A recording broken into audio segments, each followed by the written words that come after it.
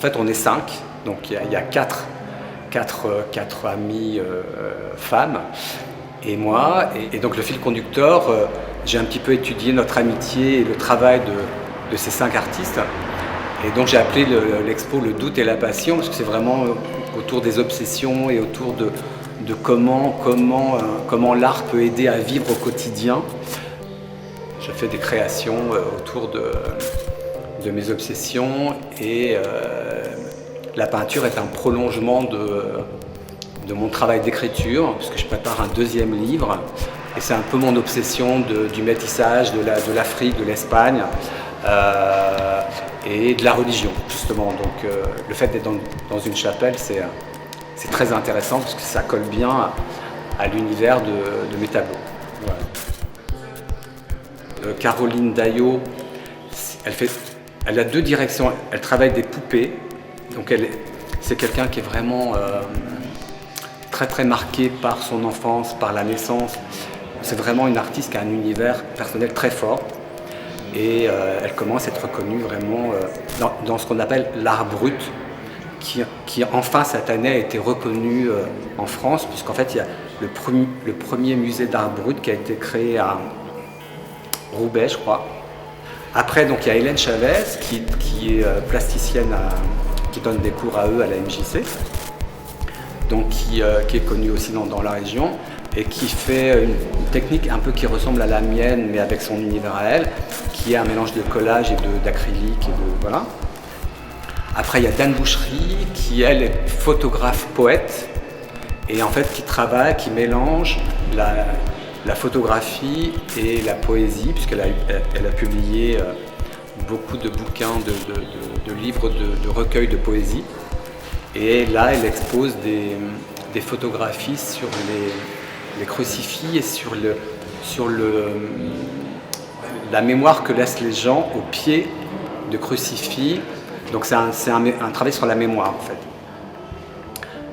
Ah oui, et j'oublie Martine Mangard. Le travail de Martine, elle est plus axée sur des petits objets, des petits univers, entre autres parce qu'elle ne fait pas que ça, puisqu'en fait elle a aussi dans plusieurs cordes à son arc, la photo, la peinture. Mais là, elle expose des petits objets, c'est des petites miniatures qui sont son univers un petit peu enfantin. Et, voilà.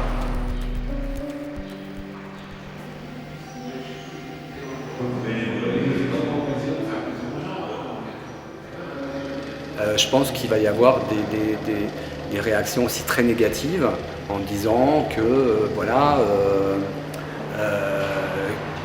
que viscéralement certaines personnes rejettent certains univers parce que ça fait appel parfois à la naissance, à la dureté de la mort, la naissance, le sang. Mais c'est pas provocateur, c'est l'univers de chaque personne qui s'exprime. Par contre, je comprends tout à fait qu'il y ait des réactions de rejet, mais c'est bien, c'est très bien. Pour nous, l'art, c'est pas de faire joli, c'est de traduire des choses très, très, très, très personnelles. Et ça parle ou ça parle pas aux personnes qui le regardent. Et moi, exposé à la chapelle ici du collège, après avoir exposé à Paris et à Montpellier dans d'autres galeries, là pour moi c'est magnifique parce que c'est un lieu chargé d'histoire et très fort et j'en suis fier, ouais. Je suis content d'exposer ici, vraiment.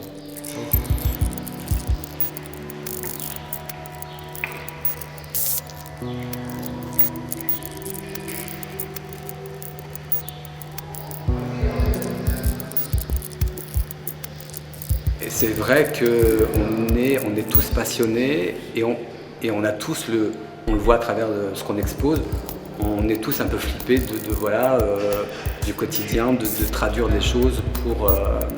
il y a une sorte de mal-être qu'on présente aux gens, parce que c'est vrai que ça paraît simple de présenter son travail et l'air de rien, c'est beaucoup de travail et beaucoup de doutes, parce qu'en fait l'air de rien, je propose à tout le monde d'essayer de tenter une fois, de présenter son travail aux autres, c'est vachement dur, quoi.